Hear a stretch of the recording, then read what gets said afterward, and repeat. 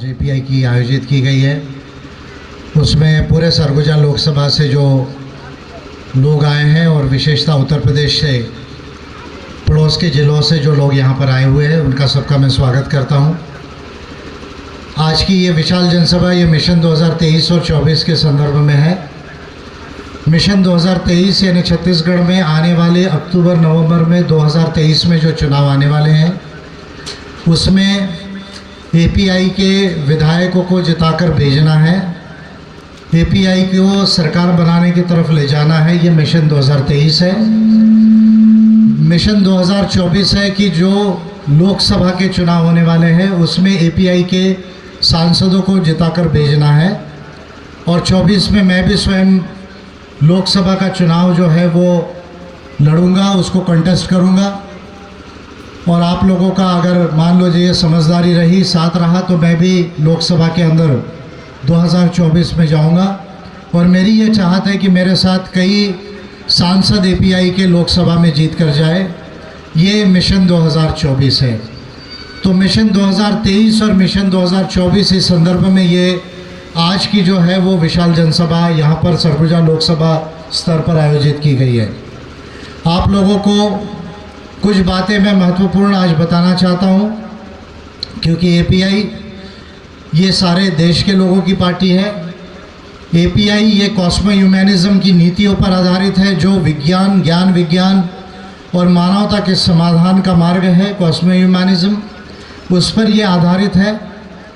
और देश के हर व्यक्ति को, हर परिवार को, हर राज्य को, हर कैटेगरी के लोगों को कैसे उनका विकास किया जाए, उनके अधिकारों को कैसे सुनिश्चित किया जाए, अपने देश को कैसे अमेरिका, चाइना के बराबर लाया जाए आने वाले 10 सालों के अंदर, 20 सालों के अंदर में, ये तमाम चीज़ों की विशेष नीतियाँ कॉस्मो ह्यूमैनिज्म की एपीआई की है। और मैंने इस पार्टी को विशेषतः आदिवासियों को डेडिकेट किया है, क्योंकि आदिवासी ये इस देश के महान वो लोग हैं, दुनिया के वो महान लोग हैं जिन्होंने सबसे पहले प्रकृति के साथ में समझकर इंसानियत के आधार पर सभ्यता बनाई। वो 50,000 साल से सभ्यता पूरी दुनिया में आदिवासियों की रही है, हमारे देश में आदिवासियों की रही है। और आदिवासी एक महान सभ्यता है, एक महान कम्युनिटी है। इसलिए आदिवासियों को मैंने ये पार्टी विशेष तौर पर डेडिकेट की है, क्योंकि आदिवासी जो जल जमीन जंगल के मालिक हैं, उनकी अधिकार अभी तक संविधान में सुनिश्चित नहीं हुए, उसे नकारा गया है। उस काम को मैं पूरा करना चाहता हूं। जो संविधान बनते वक्त जो आदिवासियों को मूल निवासी नहीं लिखा गया, एबोरिजिनल ट्राइब नहीं लिखा गया, उसके वजह से संविधान में जो समस्याएं निर्माण हुई और आज जल जमीन जंगल जो आदिवासियों का गारंटीड नहीं है, उसका अधिकार उन्हें नहीं मिल रहा है, उस काम को मैं पूरा करना चाहता हूं। इसलिए आदिवासियों को ये पार्टी मैंने विशेष तौर पर डेडिकेट की गई है। और पार्टी का काम भारत के हर नागरिक, हर परिवार, हर कैटेगरी के लिए है, जिससे इंडिया जो है एक महान कंट्री बनेगा। एपीआई की इन बातों को समझते हुए आप लोगों को काम करना है।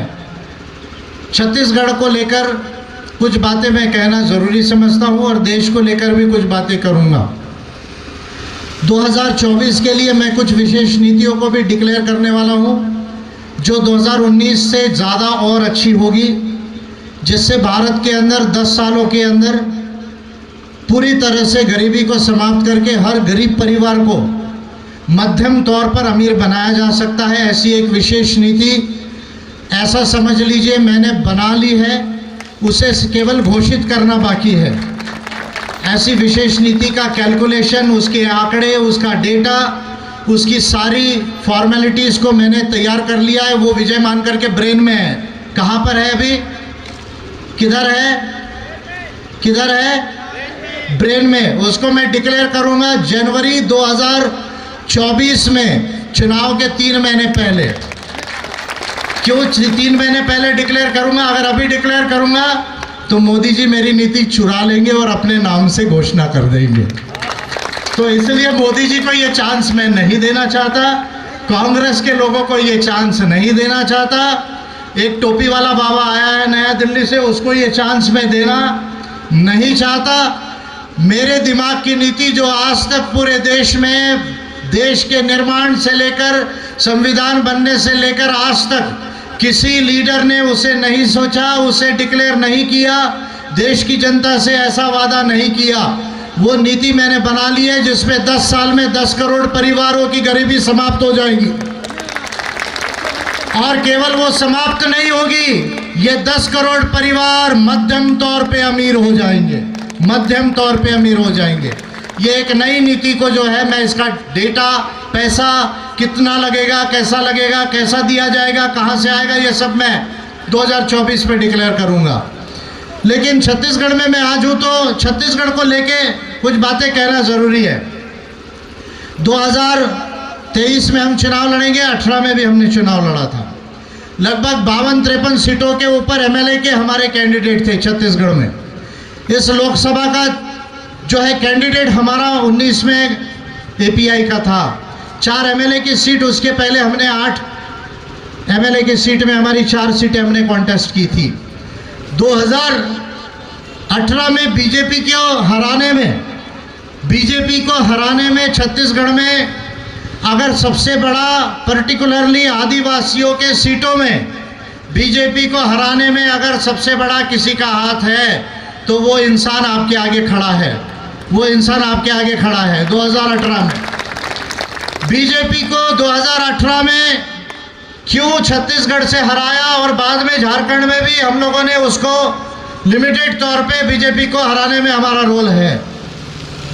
इसका सबसे बड़ा कारण था कि देश में आदिवासियों के जल, जमीन, जंगल के ऊपर जो मिनरल राइट्स आदिवासियों को मिलना चाहिए थे, जो आदिवासियों की जनगणना में अलग से गिनती होकर, केवल गिनती नहीं, जो उनका ट्राइबल कोड बनाना चाहिए था, जो आदिवासियों का ट्राइबल कोड बीजेपी ने नहीं बनाया, जिन आदिवासियों की भाषाओं को 8वीं अनुसूची में बीजेपी की सरकार ने इनकॉर्पोरेट नहीं किया और केंद्र में सरकार रहने के बावजूद पार्लियामेंट में एक छोटा सा अमेंडमेंट करके इस देश के आदिवासियों को 15-20% का शेयर होल्डिंग राइट बीजेपी सरकार दे सकती थी, वो काम बीजेपी ने नहीं किया और बस्तर और पूरे छत्तीसगढ़ में आदिवासियों को गलत नाम से कहकर आदिवासियों को मारने का काम और जेल में डालने का काम किया। इसके बदले में मैंने बीजेपी को छत्तीसगढ़ से हराने का काम किया। 2018 में, ये बात मैं ओपनली बोल रहा हूँ, बीजेपी के लोगों को कह रहा हूँ, अब मैं कांग्रेस के लोगों को कह रहा हूँ। सुना है कि बघेल जी आज 5 दिन का टूर लगाया है, क्या मैं सही सुन रहा हूँ, गलत सुन रहा हूँ? अगर सही सुन रहा हूँ तो हाँ बोलिए, नहीं तो ना बोलिए। क्या मैं सही सुन रहा हूँ या नहीं सुन रहा हूँ? आज की ये सभा सक्सेस नहीं होना चाहिए करके सुनाए, इधर ही कहीं घूम रहे बघेल जी, क्या बात सही है? आसपास में ही घूम रहे हैं, घूम रहे हैं ना? घूम रहे कि नहीं घूम रहे? घूम रहे हैं। तो मैं बघेल जी से कहना चाहता हूँ, बघेल जी आप घूम रहे, अच्छी बात है, आप घूमिए, मेरे साथ घूमिए, आप जितना मेरे साथ घूमेंगे उतनी मैं आपको याद दिलाते रहूँगा, कोई दिक्कत नहीं है। ये मेरा 26 जनवरी 2021 का पिटीशन है, आपके ऑफिस में है, चीफ मिनिस्टर्स ऑफिस में है। और कौन राज्यपाल मैडम है, क्या नाम है उनका, कौन सी मैडम है वो?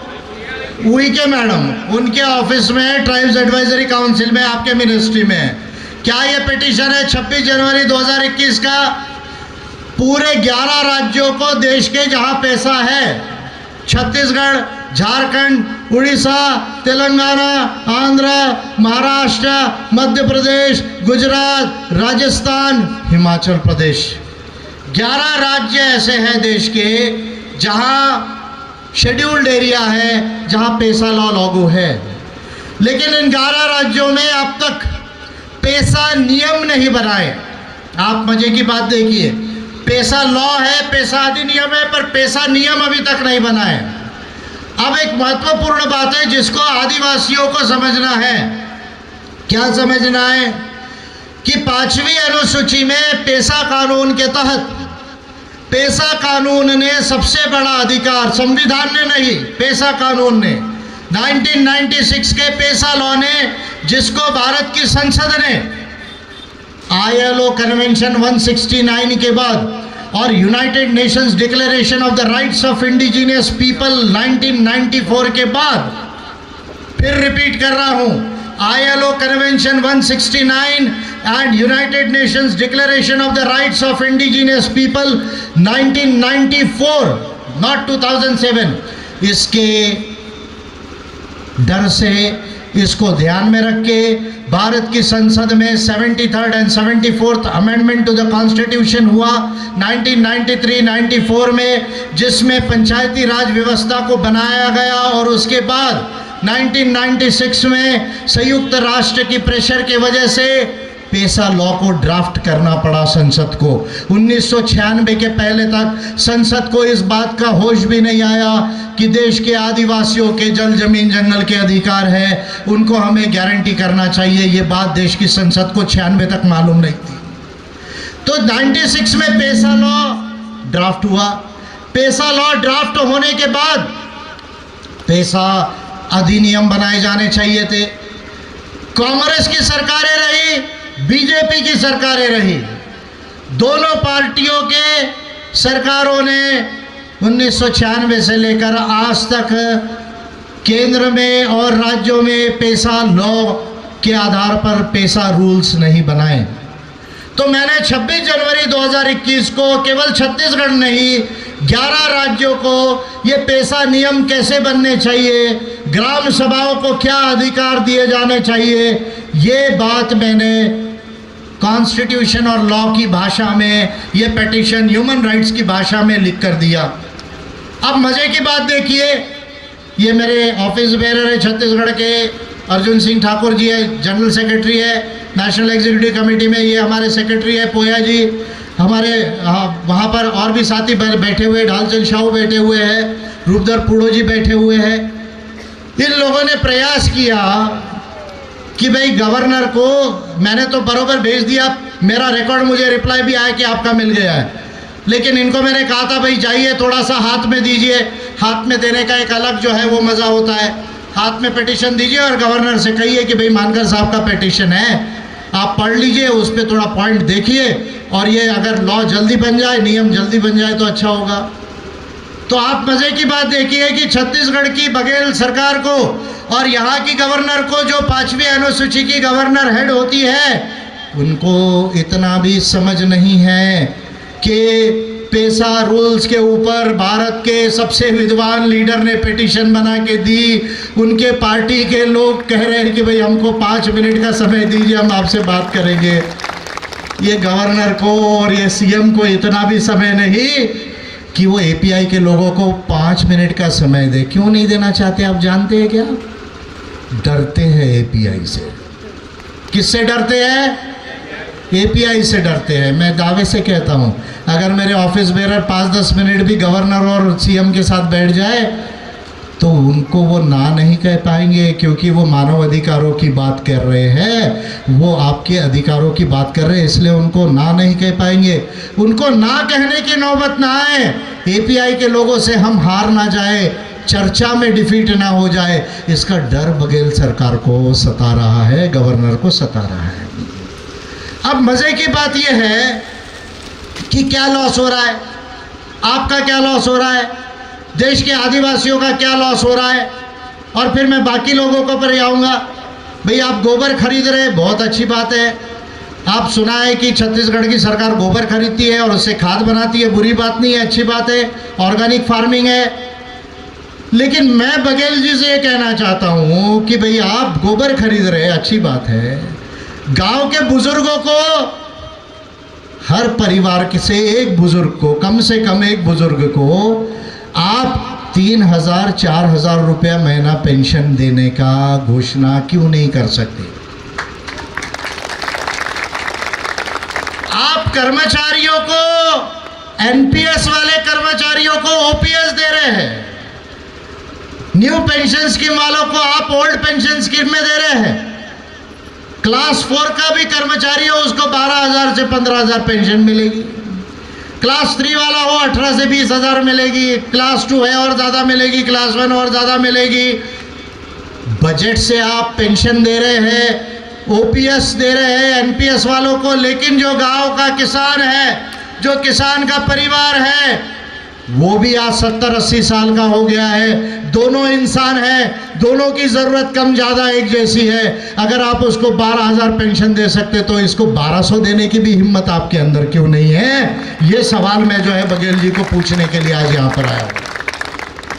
तो पैसा रूल को नहीं बनाने से क्या नुकसान हो रहा है? मेरा 2007 से मैं पहला लीडर हूँ इंडिया का जिसने इस पर बहुत बात की, और मैं पहला लीडर हूँ जिसने ये बताने की हिम्मत की कि संविधान में कहाँ गलती हुई है, किसने गलती की है, क्यों गलती की है और उसका क्या नुकसान हुआ। देश के महान आदिवासियों का, जो 12 करोड़ से ज़्यादा आदिवासी आज देश में जिनकी आबादी है, नई जनगणना होगी तो लगभग 9% देश की आबादी ये आदिवासियों की होगी। दुनिया के सबसे ज़्यादा आदिवासी ये भारत में रहते हैं। ये भारत भी कहना गलत है इसको, ये भारत नहीं था, भारत से पहले गोंडवाना था। भारत से पहले क्या था? भारत से पहले, भारत से पहले, भारत से पहले, जम से बोलो गोंडवाना की जय, बोलो गोंडवाना की, गोंडवाना की, गोंडवाना की। ये भारत से पहले गोंडवाना था। अरे संविधान लिखने वालों को ये भी याद नहीं आया, कहते बहुत विद्वान थे। आपकी विद्वत्ता कहाँ गई थी जब आपको 3600 साल पहले की हिस्ट्री और कल्चर भी मालूम नहीं था, इंडस वैली सिविलाइजेशन नहीं मालूम था, आपको भीमबेटका नहीं मालूम था, कचारगढ़ नहीं मालूम था, आदमगढ़ नहीं मालूम था, बगौर नहीं मालूम था, हतीरापक्कम नहीं मालूम था, कर्नूल केव्स नहीं मालूम थी, हुजंगी नहीं मालूम थी, टिटवाना नहीं मालूम था। आपको ये नहीं मालूम था कि 70,000 साल पहले जब इस धरती पर होमोसेपियंस का इवोल्यूशन हुआ तो ऑस्ट्रेलिया में, प्यूर्टोरिको में और भारत में, भारत यानी गोंडवाना में सबसे पहले सभ्यता और संस्कृति बनाने वाला जो पहला इंसान है वो आदिवासी है। जो पहला इंसान है वो आदिवासी, और आदिवासी ने क्या गलत किया? कुछ भी गलत नहीं किया। वो प्रकृति के साथ रहा, इंसानियत से रहा। 50,000 साल पे आदिवासी ने किसी पे अतिक्रमण नहीं किया, किसी का खून नहीं बनाया, किसी के यहाँ चोरी नहीं की, किसी का डाका नहीं डाला। उन्होंने कहा जियो और जीने दो, जियो और, ये आदिवासियों का सूत्र था। ऐसे महान आदिवासियों की सभ्यता को आपने भारत लिख के डिनाई किया, आपने उनको एबोरिजिनल ट्राइब नहीं लिखा, जबकि कनाडा के रॉयल प्रोक्लेमेशन 1763 में इसी ब्रिटिश गवर्नमेंट के कॉमन लॉ के अंदर, कॉमनवेल्थ के अंदर में एबोरिजिनल ट्राइब लिखा गया। इसी कॉमनवेल्थ नेशंस के न्यूजीलैंड के ट्रीटी ऑफ वाइटांगी में एबोरिजिनल लिखा गया। भारत के, इस देश के ब्रिटिश पीरियड के कई लॉज में एबोरिजिनल ट्राइब लिखा गया था। आपको ये तमाम चीज़ों की जानकारी थी। आपने कह दिया कि दे आर नॉट एबोरिजिनल्स, हम नहीं लिखेंगे एबोरिजिनल। क्या नुकसान हुआ? आपकी पूरी नॉलेज वेस्ट हो गई। आज यूनाइटेड नेशंस कहता है, वर्ल्ड बैंक कहता है, यूएनडीपी कहता है, एशियन डेवलपमेंट बैंक कहता है कि ये तो सारे इंडिजिनियस है, ये तो सारे एबोरिजिनल है, ये तो मूल निवासी है, ये यूनाइटेड नेशंस कह रहा है। अरे भाई, अगर आपने 1949 में ये लिख दिया होता तो आपका नाम भी महान हो गया होता और ये आदिवासियों का राइट सेटल हो गया रहता, लेकिन ये काम नहीं हुआ। मैं पहला लीडर हूँ इस पर प्रखरता से बोलने वाला हूँ। और इसका नतीजा क्या हो रहा है आप देखिए। अब मेरे बात को आप ध्यान से सुनिए। किसी को सही बोलना, गलत बोलना ये मेरा मकसद नहीं है। ये देश के लोगों का अच्छा होना चाहिए और आदिवासियों का अच्छा होना चाहिए, ये मेरा मकसद है। क्या मेरा मकसद है? कि ये जो समस्या है ये एक बार की सेटल होना चाहिए। किसी को अच्छा बुरा बोलना मेरा मकसद नहीं है। अब देश के संविधान के हिसाब से, 5वीं अनुसूची के हिसाब से, आर्टिकल 244 के हिसाब से, 5th शेड्यूल के हिसाब से हम एबोरिजिनल ट्राइब्स नहीं हैं। यानी देश का संविधान हमें जमीन के ऊपर का अधिकार तो देता है, जमीन के अंदर का अधिकार नहीं देता। बात ध्यान से सुनिए। देश का संविधान हमें जमीन के ऊपर का अधिकार तो देता है, पर जमीन के नीचे का अधिकार नहीं देता। और जमीन के नीचे आदिवासियों के क्या है? आदिवासियों के जमीन के नीचे क्या है? आदिवासियों के जमीन के नीचे क्या है? जम से बोलो, क्या है? 1000 लाख करोड़ रुपए की संपत्ति है। कितनी संपत्ति है? 1000 लाख करोड़ रुपया। भारत का जीडीपी अभी है लगभग 200 लाख करोड़ रुपया। उसका 5 गुना किसके जमीन के अंदर है?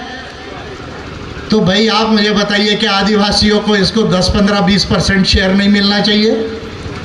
मिलना चाहिए या नहीं मिलना चाहिए? आप बोल दीजिए।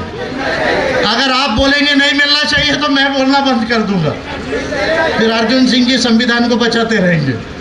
आपको जो है मिलना चाहिए या नहीं मिलना चाहिए? मिलना चाहिए या नहीं मिलना चाहिए? जम से बोलो, आपको इसका 20% शेयर मिलना चाहिए या नहीं मिलना चाहिए? बघेल जी, उइके मैडम और नौटंकिया मोदी जी, आप इस देश के इंडिजिनियस पीपल की, एबोरिजिनल ट्राइब्स की आवाज़ को सुन लो। ये देश का आदिवासी कह रहा है कि जल जमीन जंगल के हम मालिक हैं, और अगर जल जमीन जंगल के हम मालिक हैं तो 15-20% हमको शेयर होल्डिंग राइट मिलना चाहिए। ये आदिवासियों का आवाज़ है। इस आवाज़ को मैंने सबसे पहले 2007 में इस देश में जो है वो निर्माण किया। पिछले 13 साल से बोल रहा हूँ, और आज देश में कहीं ना कहीं इनके आगे मजबूरी आ गई है कि उइके मैडम को भी कहना पड़ा कि नहीं, छत्तीसगढ़ के आदिवासी मिनरल राइट मांग रहे हैं। अब अगर भूपेश बघेल जी की सरकार को मैं कह रहा हूं कि अगर आप पैसा रूल नहीं बनाना चाहते तो कोई बात नहीं, आप एक महीना तय कर लो, बारिश का महीना अगस्त तय कर लो या सितंबर तय कर लो, जिसमें बारिश कम होगी। रायपुर के अंदर पूरे छत्तीसगढ़ के आदिवासी एपीआई के नेतृत्व में रायपुर का मार्च करेंगे, और बड़ा कानून को फॉलो करके बड़ा जन आंदोलन हम गवर्नर के हाउस के आगे करेंगे। बारिश के अंदर में गवर्नर के घर के आगे लीगल परमिशन से बगैर कानून को तोड़े। अगस्त में या सितंबर में अगर आप लोग कहेंगे तो मैं उसका नेतृत्व करूंगा आप लोगों के लिए रायपुर के अंदर में। क्या आप तैयार है या नहीं है? तैयार है या नहीं है? अभी इसी पिटीशन में मैंने 26 जनवरी को रास्ता भी बता दिया। भाई संविधान तो अमेंड करना पड़ेगा, लेकिन उसके लिए समय लगेगा, मेरे को पार्लियामेंट जाने में समय है। तो भाई उसके पहले मैंने रास्ता बताया कि एक रेगुलेशन निकालो 5th शेड्यूल में गवर्नर का, MMDRA एक्ट 1957 को अमेंड कर लो, DMF रूल्स को अमेंड कर लो। ऑलरेडी DMF में आप पैसा देते माइंस का, और वो डायरेक्ट आदिवासी के परिवारों को दे दो। ये मैंने ऑलरेडी सोल्यूशन दिया है। तो ये काम।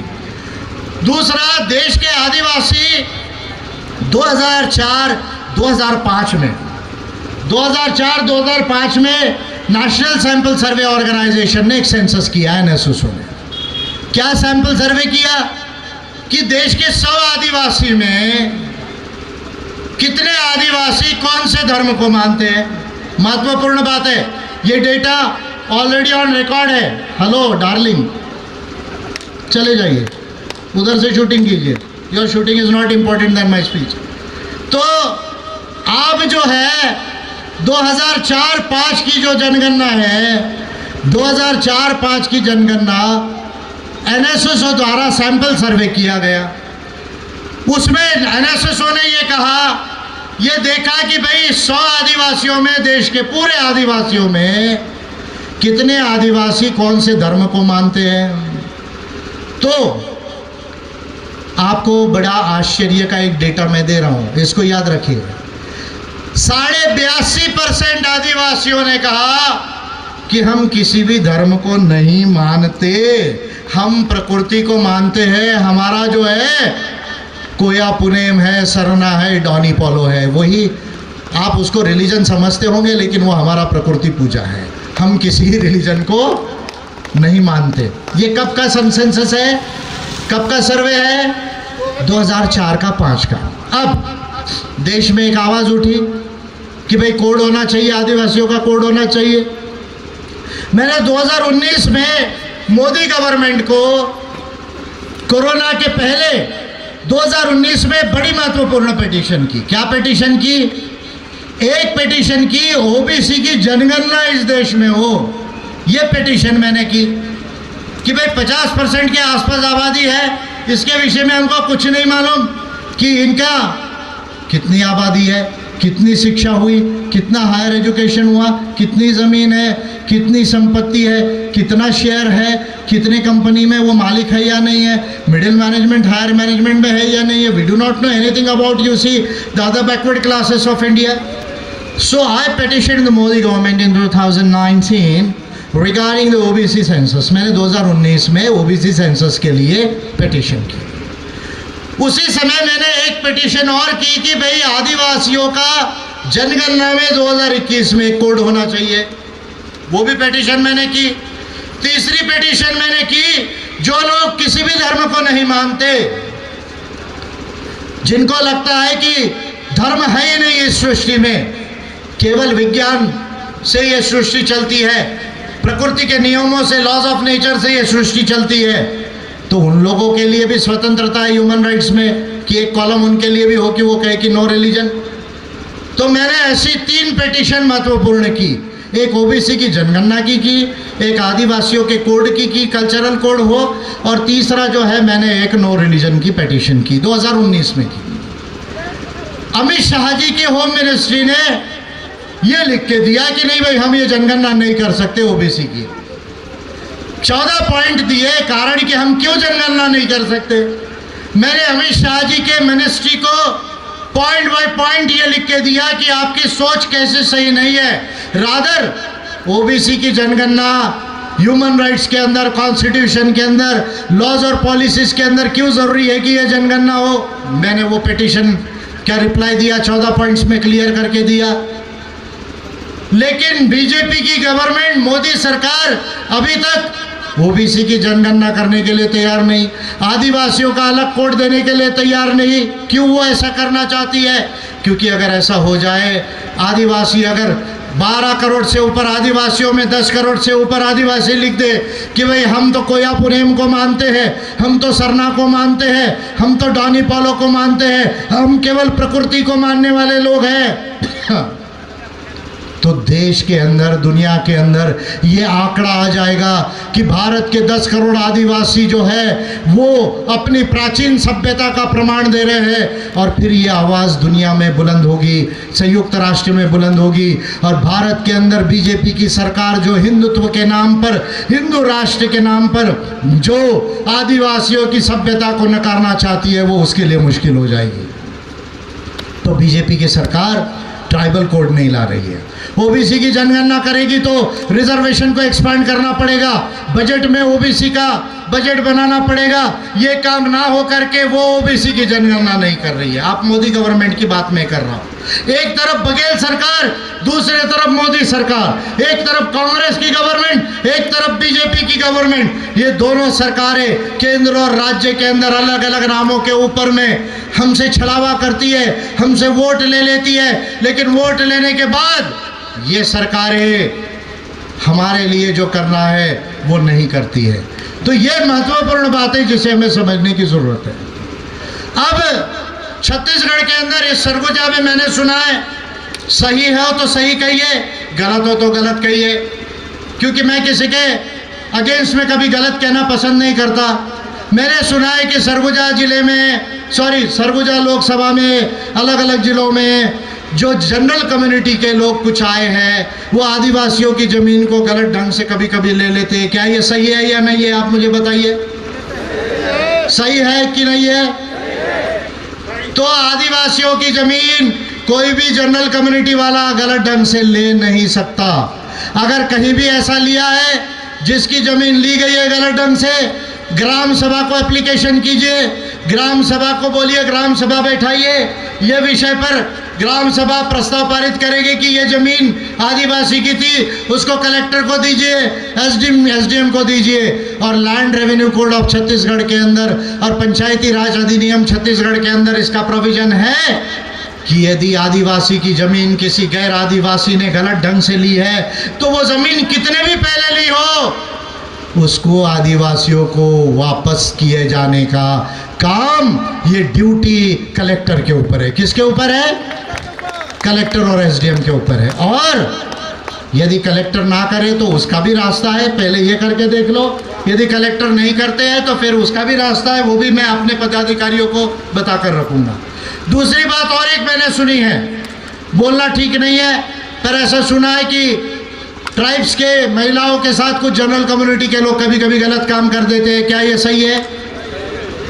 अगर सही हो तो इसका भी आप लीगल कंप्लेंट कर सकते हैं। ये बात आप लोगों को मैं ओपनली कह रहा हूँ।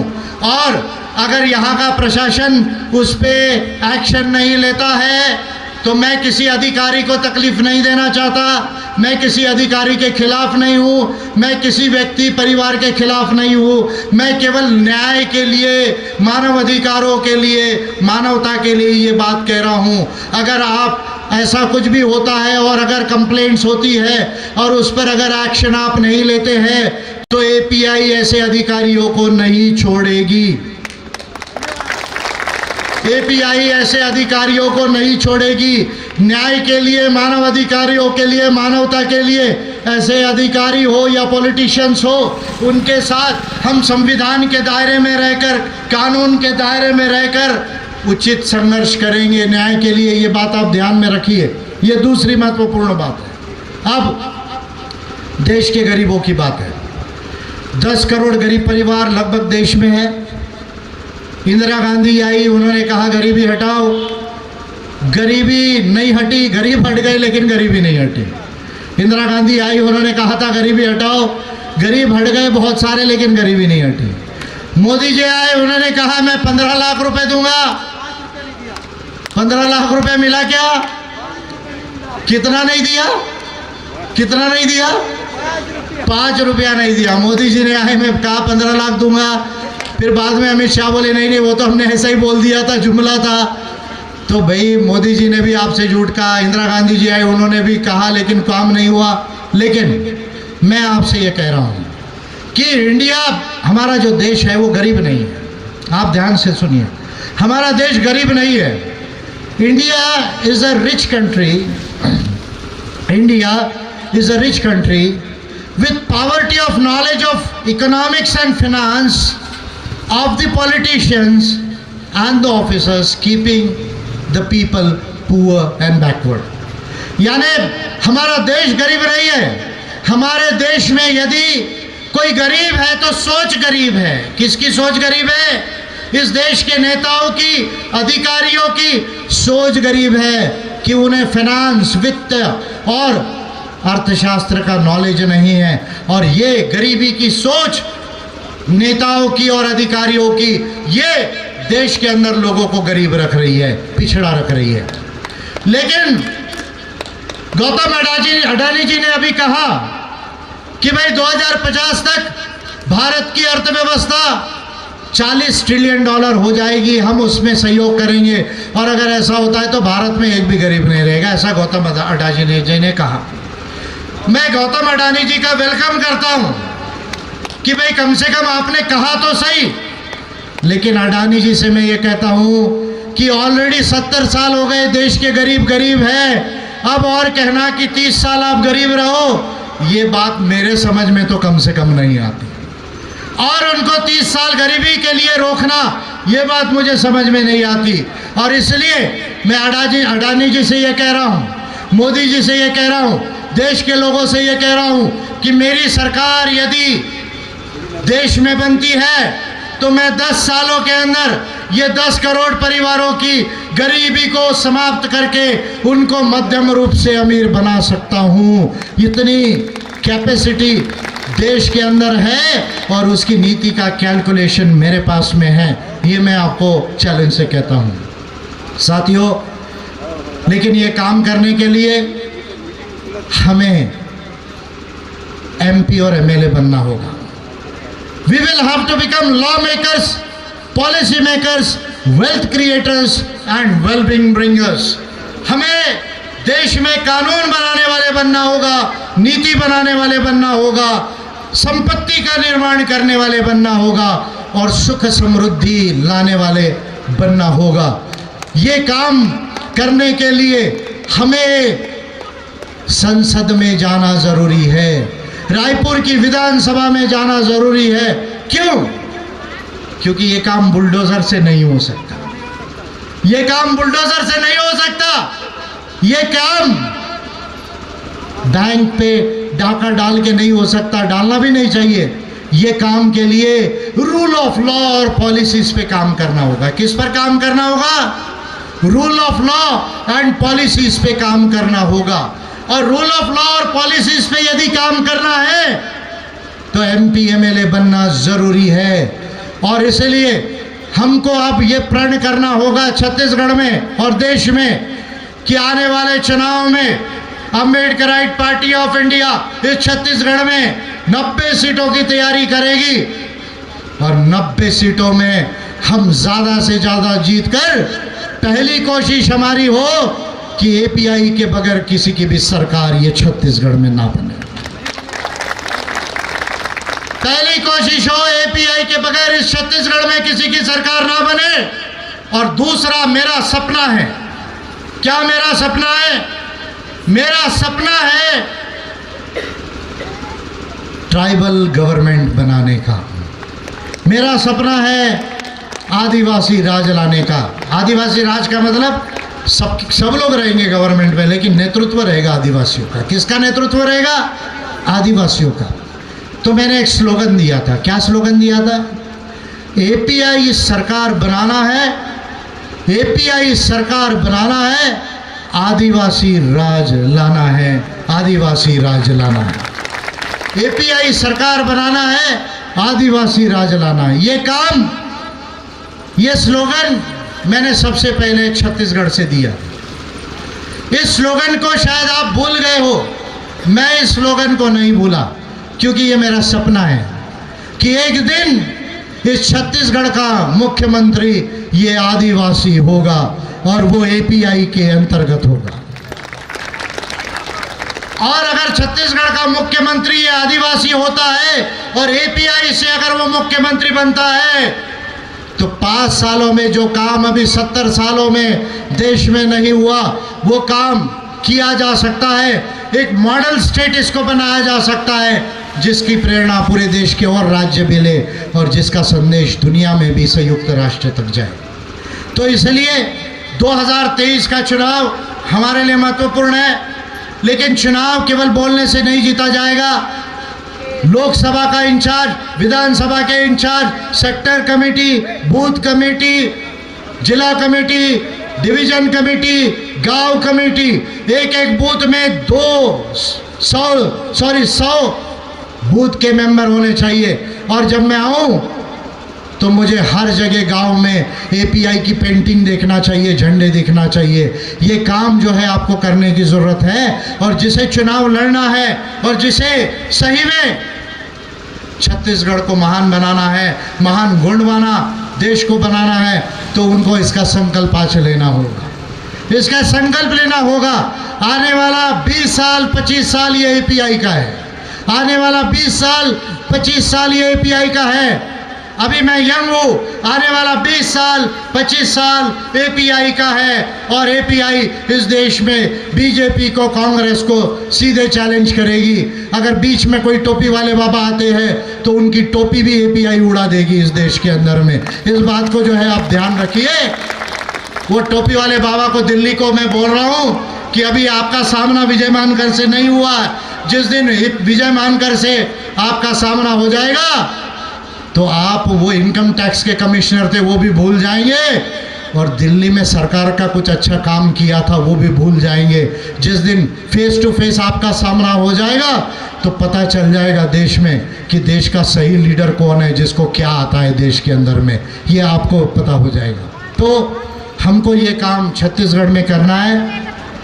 मैं चाहता हूँ ज़्यादा से ज़्यादा लोग पार्टी संगठन में आपको जोड़ना है, प्यार मोहब्बत से जोड़ना है, सबको बताना है कॉस्मो ह्यूमनिज्म की नीतियाँ क्या है, इसको एजुकेट करना है, लोगों की समस्या पर काम करना है और कमिटीज़ बनाते हुए आगे बढ़ना है। आप लोग अगर ये काम करते हैं तो छत्तीसगढ़ में एक दिन ज़रूर एपीआई की सरकार बनेगी। और इंडिया अगर मैं पार्लियामेंट पहुंच गया, मेरे साथ अगर बाकी सांसद अगर कोई भी पहुंच गए, बाकी काम मुझे छोड़ दो, मैं अकेला भी पहुंच गया तो 750 सांसद एक तरफ और विजय मानकर एक तरफ।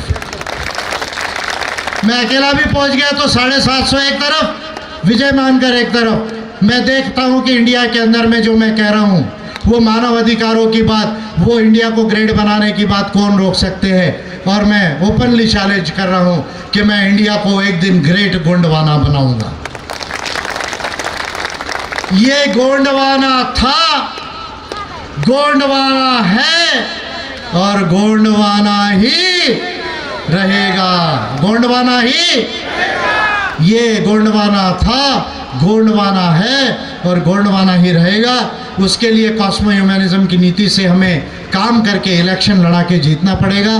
तब तक के लोगों की समस्याओं पर काम करें, ये नीतियों को समझाए और लोगों को जोड़ के पार्टी को बड़ा करें।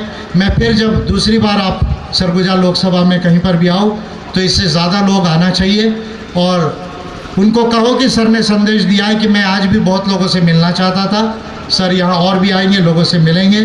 तब तक आप अयाम जी है, पोया जी है और भी यहाँ पर लोग हैं, उनके मार्गदर्शन में कार्य करते रहिए।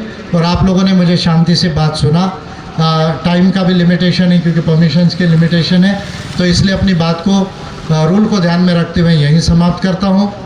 और जाते जाते आपसे कहता हूँ, जोहार जय सेवा, जोहार जय सेवा, मोदवेड़ची गोंडवाना। जोहार जय सेवा, मोदवेड़ची गोंडवाना। जय विज्ञान, जय इंसान, जय मानवाधिकार।